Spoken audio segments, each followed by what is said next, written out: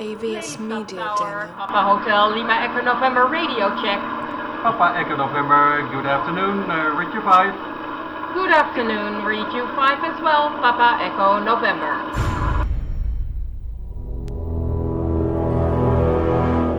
The X-Zone radio and TV show is largely an opinion talk show. All opinions, comments, or statements of fact expressed by Rob McConnell's guests are strictly their own and are not to be construed as those of the X-Zone radio and TV show or in any manner endorsed by Rob McConnell, Relmar McConnell Media Company, Talkstar Radio Network, its affiliated stations, or employees.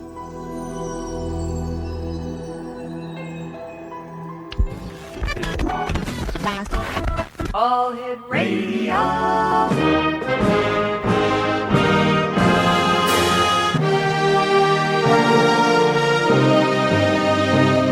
Welcome to the X Zone, a place where fact is fiction and fiction is reality.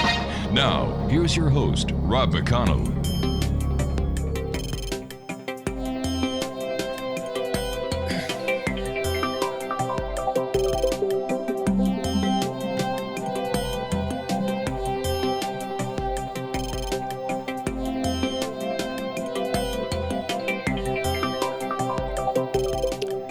And welcome to the X Zone, everyone. My name is Rob McConnell, and for the next 4 hours, I'm your host and your guide as together we cross the time-space continuum to this place that I call the X Zone. It's a place where people dare to believe and dare to be heard. It's a place where fact is fiction and fiction is reality. The X Zone comes to you Monday through Friday from 10 p.m. Eastern until 2 a.m. Eastern on the Talkstar Radio Network, X Zone Broadcast Network, UK High Definition Radio, Euro High Definition Radio, Star Cable, and our growing family of broadcast affiliates right across Canada, the United States, Central America, the Caribbean, South America, the Pacific Rim, Asia, India, Africa, and Europe. My website, www.xzoneradiotv.com. And if you'd like to send us an email, xzone@xzoneradiotv.com. My first guest tonight, X-Zone Nation, is Mike LIGUORI. He's the author of The Sandbox, Stories of Human Spirit and War. Now, Mike is a former United States Marine and veteran of the Iraq War. His short story memoir, The Sandbox, Stories of Human Spirit and War, chronicles Mike's 2 tours in battle, as well as his struggle coming home from service, his personal battle with PTSD, and finding a purpose after the war. He's very active in the veteran community through advocacy events ranging from lobbying veteran legislation on Capitol Hill with Iraq, Afghanistan Veterans of America, to speaking on numerous panels and hiring veterans in today's workforce. Mike has also contributed to the development of the Santa Mateo County Veteran Treatment Court, which provides veterans rehabilitation through court-mandated programs and peer mentorship.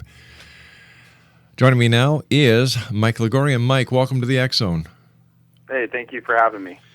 Hey, Mike, you spent 4 years in the Marines. Thank you for your service and to the service that is being done and continues to be done by men and women who have volunteered to protect democracy, to protect freedom, and to protect those of us. So thank you. Oh, so thank you. It's my pleasure. It was a wonderful experience. It taught me a lot about myself, and more importantly, I was able to serve the people. Mm-hmm. So, and that was a humbling experience in itself. Mike, you're quite a busy man. I understand you're doing a lot of advocacy work. And there's going to be a lot more veterans coming home soon. And are we prepared to welcome the vets home, to give them the proper care that they so rightfully deserve? Yes and no. And the reason why I have such a mixed answer is mostly because right now what's happening, especially in the media circuit, is we're seeing the average veteran is waiting over 600 days for a disability claim from the Department of Veteran Affairs. The VA has also come out and said that number is going to exceed 1 million veterans by next month. From a medical disability, financial standpoint, we are not ready. We have not been able to find a solid structure in order for us to kind of welcome these veterans coming home from the Afghanistan campaign. Iraq, wound down about 2 years ago, and we're still seeing this huge influx. But on the social side, the society that we live in today is more welcoming of military veterans, wants to hear the stories of the post-traumatic stress, the battles that we're being engaged in. So from a societal standpoint, we are more welcoming. We are more encouraging these veterans to find jobs, to hiring veterans, to finding some sort of reintegration. All right, Mike, stand by. You and I have to take a 2-minute commercial break. We'll be right back. Exonation, my guest this hour is Mike LIGUORI. He's the author of The Sandbox, Stories of Human Spirit and War. And Mike and I will be back on the other side of this 2-minute commercial break as the X Zone continues with yours truly, Rob McConnell, from our studios in Hamilton, Ontario, Canada. Once again, our toll-free number is 1-800-610-7035. Email xzone@xzoneradiotv.com. On MSN Messenger, xzoneradiotv@hotmail.com, and our website, www.xzoneradiotv.com. For more information, and Mike has asked us to give out this website, operationworkwarriors.org. Mike and I will be back in 2 minutes. Don't go away.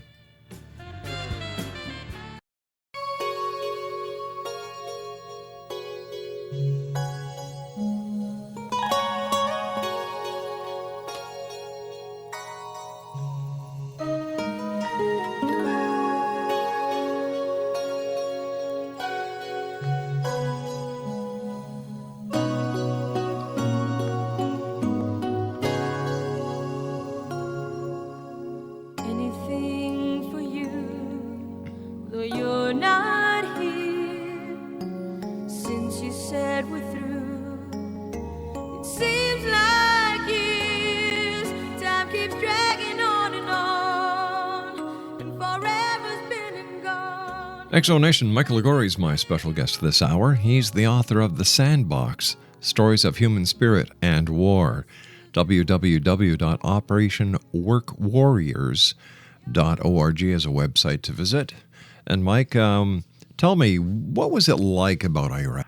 Well, as Iraq is just one of those places that words cannot describe, but somehow has managed to do it and put it in a book. But it's not prime real estate. It's very flat, really scarce vegetation. The people, half of them liked you and believed in the cause of you freeing them, and the other half hated you because they considered you invaders. So it was a very difficult experience. What was the one thing you took away from your deployments? Besides the fact that I survived, I would probably say I took away the meaning of friendships. And I served with a bunch of guys I had met 2 weeks prior before my deployment to Iraq. And I became close with them. Family, trust, all those things that we value in friendships. I had learned that the importance of that, of what it really means to have a strong bond and brotherhood with other people. In 2006, you were honorably discharged from the Marines.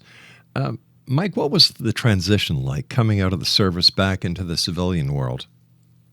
It was really difficult.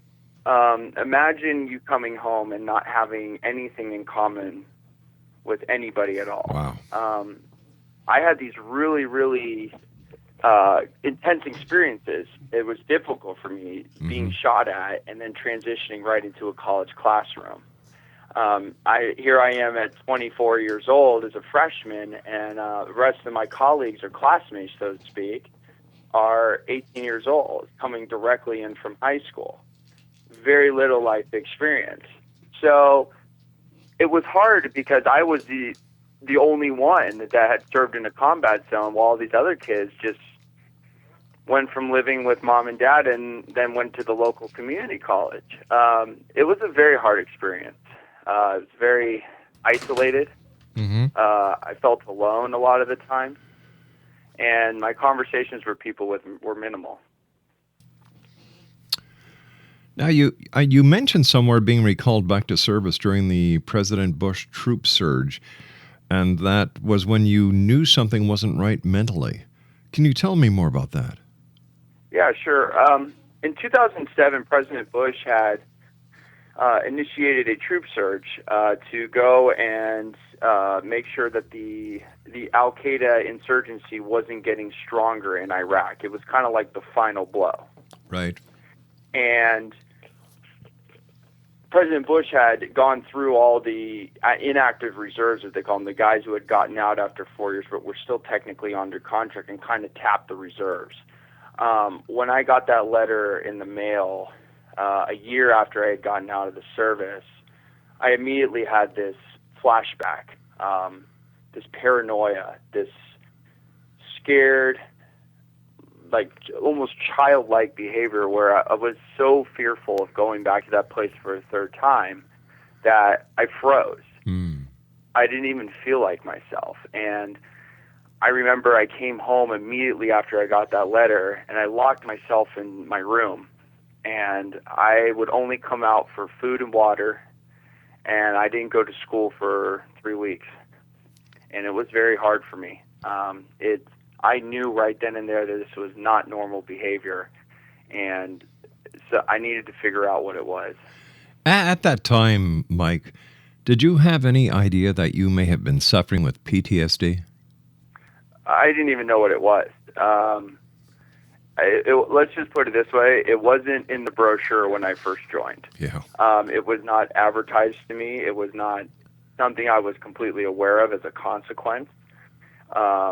Nor, was it something that they put on the risk waiver and then saying, hey, by the way, you could have post-traumatic stress and all these other injuries. So never knowing what it was, I did, it was this new terminology to me. It was almost like Greek.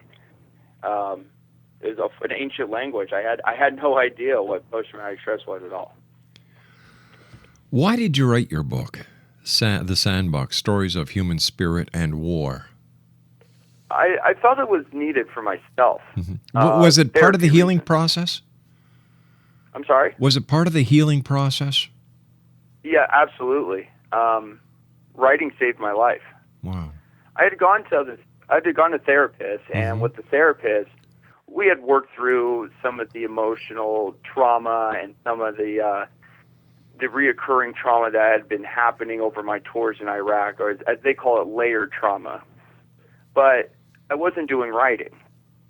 And even though I was getting professional help, the writing part for me was my own self-administered therapy to gain perspective, to understand that my experiences were a bigger part than just myself. The book was the first time you told anyone of your experiences in the war and coming home. What made writing these experiences easier than just talking to someone? Nobody on the other end of that book, when I was first started writing it, was listening to me. Wow. So there was no judgment. It was a reflection of myself. I could write whatever I want and not have to be susceptible to criticism or, have the emotional end where people may be crying or may be emotionally affected by my stories. This was me talking to myself on a piece of paper, 8 hours a day for 6 months. Let me ask you this, Mike. How could anyone criticize you for going across the oceans, following the orders of the Commander-in-Chief, the President of the United States, for defending democracy, for defending freedom? How could anyone criticize you? Believe it or not, it happens. A lot of people associate veterans with for and against of the war.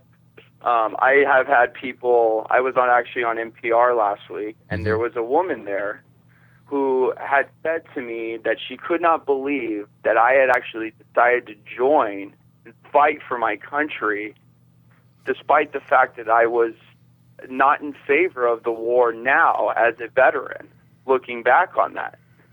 But I was 18. Mm-hmm. I didn't know anything. All I wanted to do was serve my country.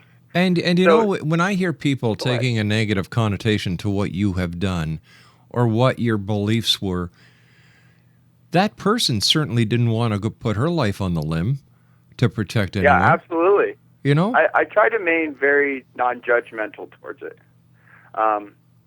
People make their own choices. Yeah. The beauty of democracy is that you can say whatever you want without being persecuted or killed for it in our country. Unfortunately, though, you can hurt people with what you say. But I have, in the past in life that I've been in with all the events and the trauma and the war experiences, I have learned that to remain non-judgmental towards those people, because those are the people that I decided to risk my life for, to protect them, so they can say that stuff to me, as a little bit difficult that may be to say. Personally, my friend, I don't think it gives them the right to say anything. But that's just my opinion. Okay? I think if you're not part of the solution, you're part of the problem. And thank God there are people like you out there who want to be part of the solution. So once again, thank you for doing what you've done and to what the men and women around the world who are fighting for freedom and democracy are doing. Oh, thank you, and thank you to all the listeners out there that are supporting our troops right now in the Afghanistan conflict and the drawdown from Iraq 2 years ago, and seeing this influx of veterans. So thank you to everybody out there for supporting our troops. Let me ask you an off the cuff question here. How did the members of the forces feel when there was not 1 ounce of weapon of mass destruction found? I think I actually got told that last week, that a top British study, the sources there were told that the members of the Bush administration, or members of the military, were informed that there was no known active WMDs there, and that was the first time I had heard about it. Was last week. People were saying you've been lied to, and you've been, they've deceived you, and they tried to make you believe in something that wasn't there. And all I'm going to say is this: even if there was no WMDs in there, at that time, at 18 years old, I believed in the mission of the United States of America. Even though looking back on it, it was one of those war conflicts that we responded quickly to what had happened September 11th. Yeah. Regardless of the fact, though, whether I was lied to or not, whether there was no WMDs, there are members like me in the armed forces who will tell you that they love their military experience and they would not trade in their war experiences at all. Mike, stand by. You and I have to take our news break at the bottom of the hour. Exonation, our guest this hour is Michael LIGUORI. He's the author of The Sandbox, Stories of Human Spirit and War. And Mike and I will be back on the other side of this commercial break with the news as the X-Zone continues right here from our studios in Hamilton, Ontario, Canada. My name is Rob McConnell. The X-Zone comes to you Monday through Friday from 10 p.m. Eastern until 2 a.m. Eastern. Another network picks it up from 2 a.m. until 6 a.m. Then our third network picks up the show from 6 p.m. until 10 p.m. And the circle starts all over again. If you'd like to send us an email, send us your thoughts. X-Zone at xzoneradiotv.com. Michael LIGUORI is my guest, and we'll be back on the other side of the news. Don't go away. For you, I'll play your game. You hurt me through and through, but you can have your way. I can pretend each time.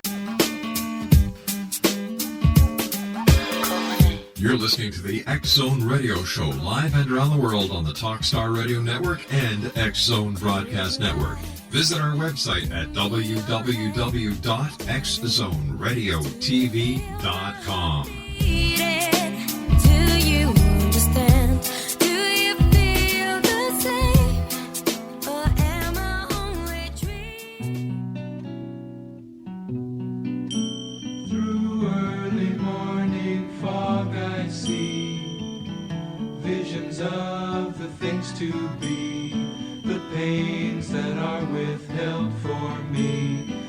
realize and I can see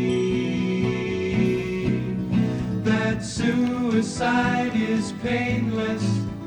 It brings on many changes, and I can take or leave it if I please. And welcome back, everyone. This is the X Zone. My name is Rob McConnell, coming to you from our studios in Hamilton, Ontario, Canada. Worldwide toll-free, 1-800-610-7035. Email xzone@xzoneradiotv.com. On MSN Messenger, xzoneradiotv@hotmail.com, and our website, www.xzoneradiotv.com. I played the theme from MASH because we had Mike Farrell on, Mike, who played Captain B.J. Honeycutt on the MASH series. And, here is a man who portrayed a surgeon in a MASH unit during the Korean conflict. And he had nothing but the highest respect and the greatest things to say about the men and women in the military. And I can't understand, I'm still baffled that people give you grief at times.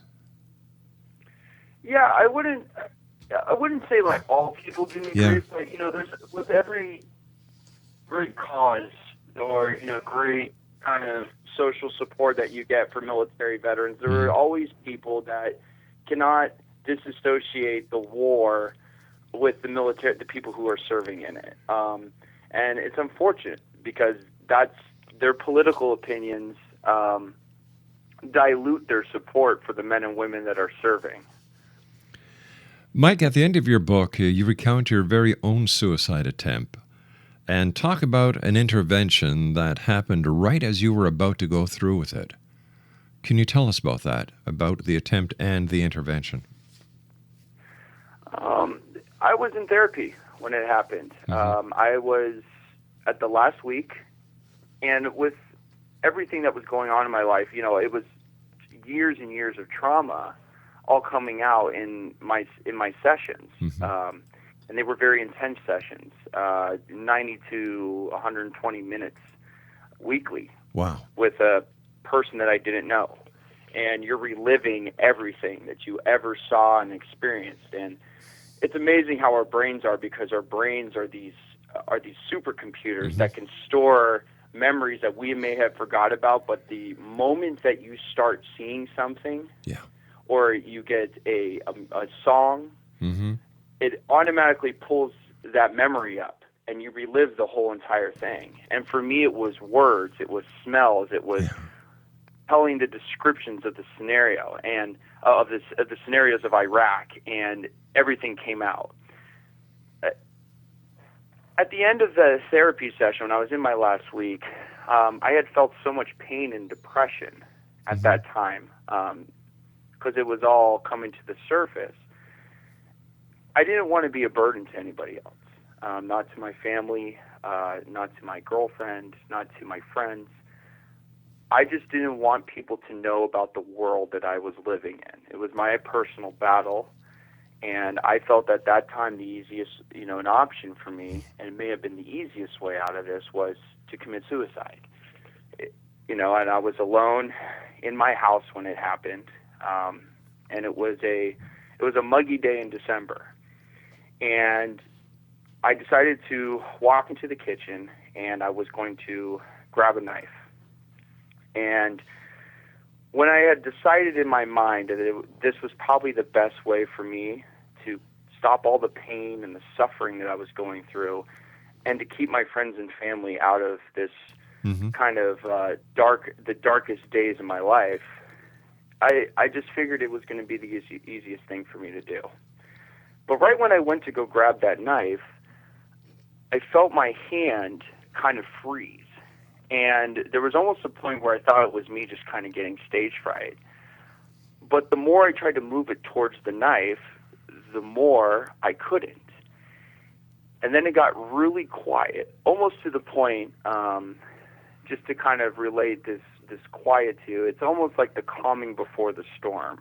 And in the desert, or the sandbox, as some of the service members will call it, the calming before the storm usually always came before you were going to get into a firefight, before mortars were going to rain down on you, or before you were going to hit an IED. Either way, the calming before the storm was such a bad thing. And how ironic it was that the calming before the storm had happened to me in my own kitchen, alone.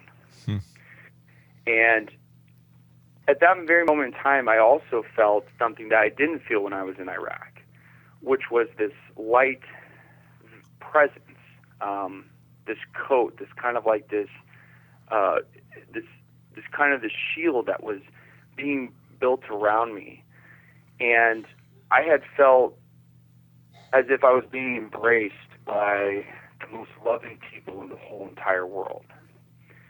And in my ear, I heard this voice that had told me, Michael, put the knife down, son.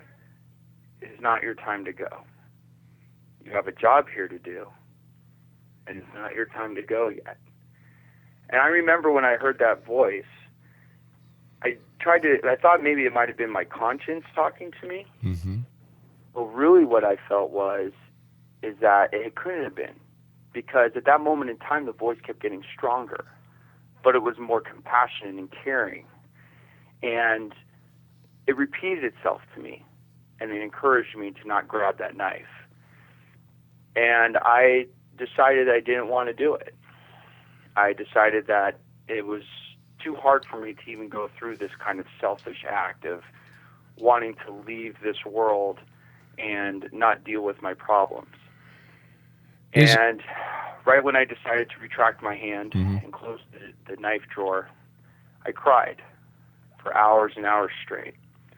And at that point in time, that was when I realized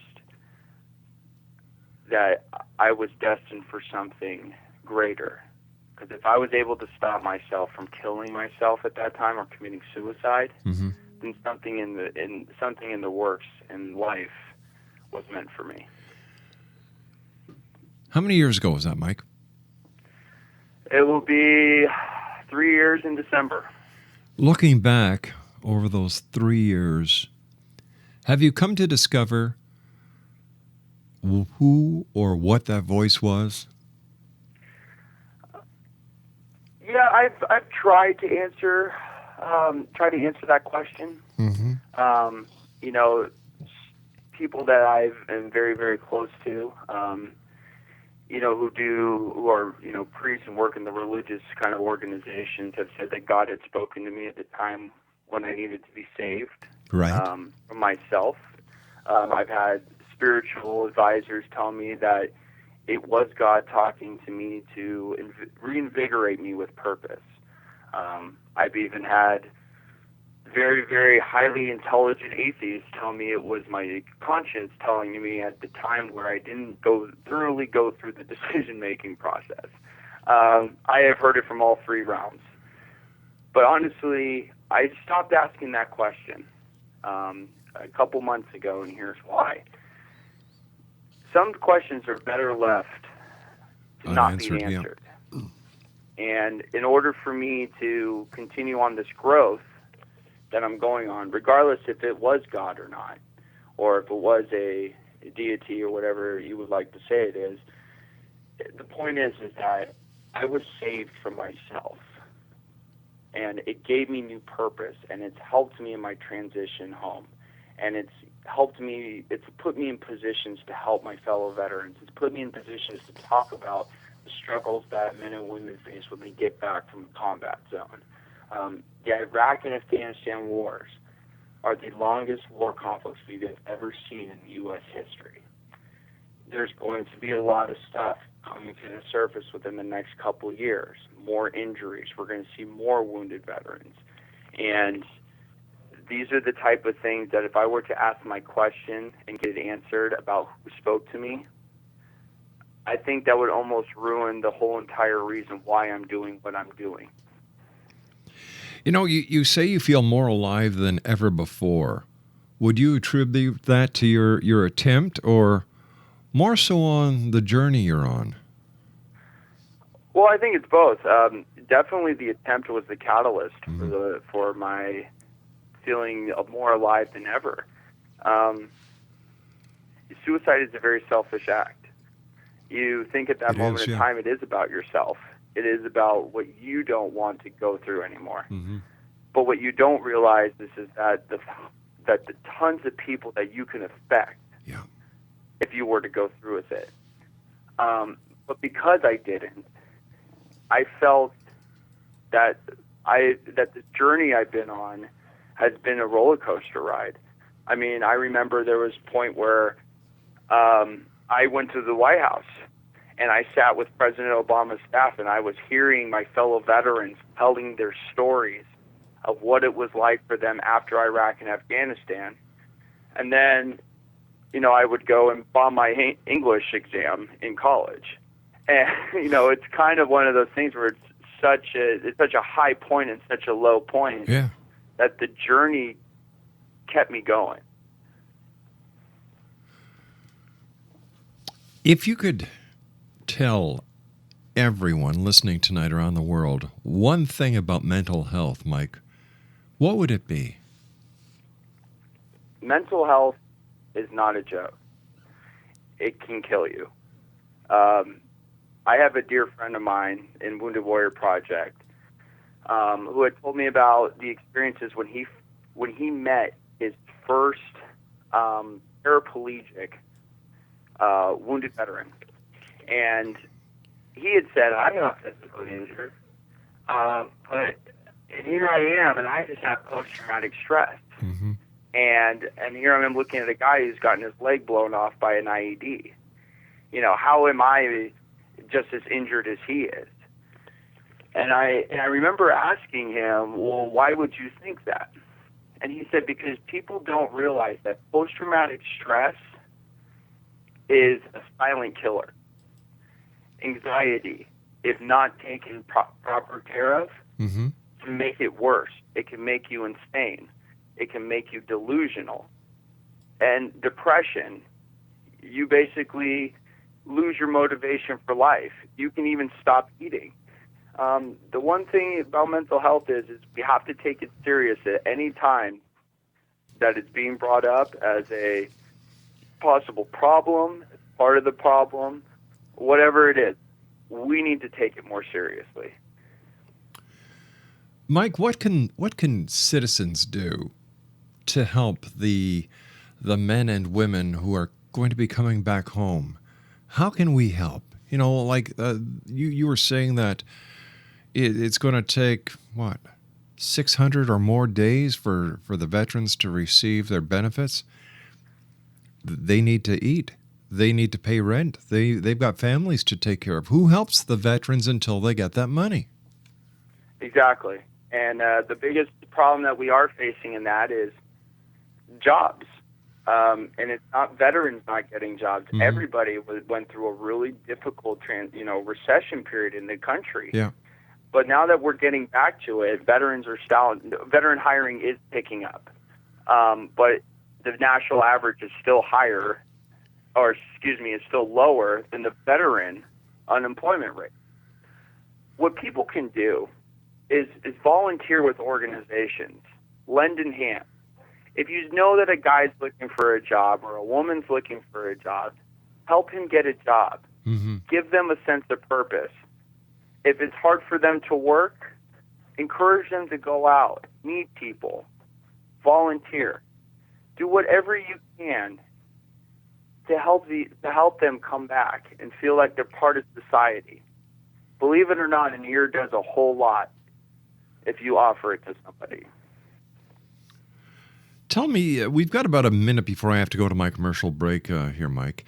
Tell me a little bit about the organization that we were giving the website for, Operation Work Warriors. Yeah, sure. Operation Work Warriors was a nonprofit that I started in 2012, right after I got back from Capitol Hill. I had seen that there was a huge need for veterans to get some sort of life coaching by a fellow veteran who has been there. And I launched the organization hoping that I could provide special and individualized attention to a couple veterans over a certain time period in order for them to kind of guide them through the transition process, getting their VA benefits claims, filed properly, enrolling in school, looking for a job, learning how to network with people, or just learning to just get back into society. So the nonprofit's been around for a year. I've had the opportunity to help out a couple homeless veterans, and it's been great. Right now we are continuing to do the work that we've set out to do, which is kind of coach veterans and, help them transition back to society. All right, Mike, stand by. You and I have to take our commercial break. We'll be back shortly. Exo Nation, our very special guest, and a man who, all I can say is nothing but great things about all the veterans. God bless each and every one of you. Mike LIGUORI is the author of The Sandbox, Stories of Human Spirit and War. And the Operation Work Warriors website is www.operationworkwarriors.org. Mike and I will be back. Don't go away. Card on someday late. So this is all I have to say.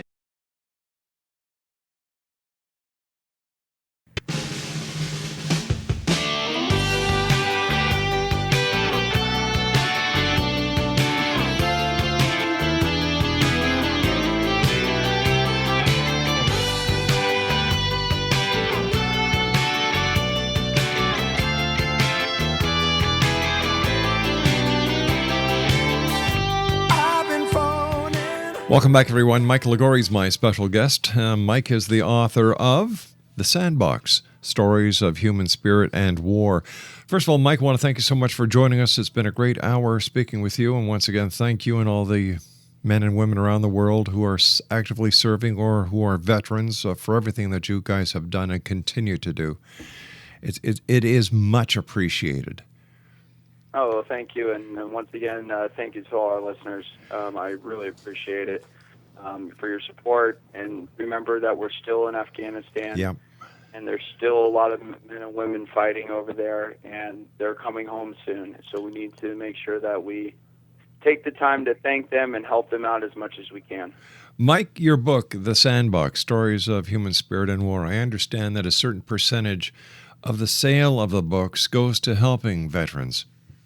Right. So every time a copy is purchased off Amazon, our website at operationworkwarriors.org, or they can go to Books Inc., and it's booksinc.com. Every copy that is bought for the Sandbox is a portion of the proceeds will be given back into Operation Work Warriors to help veterans retransition back into society. Fantastic. And any more books coming down the pipe?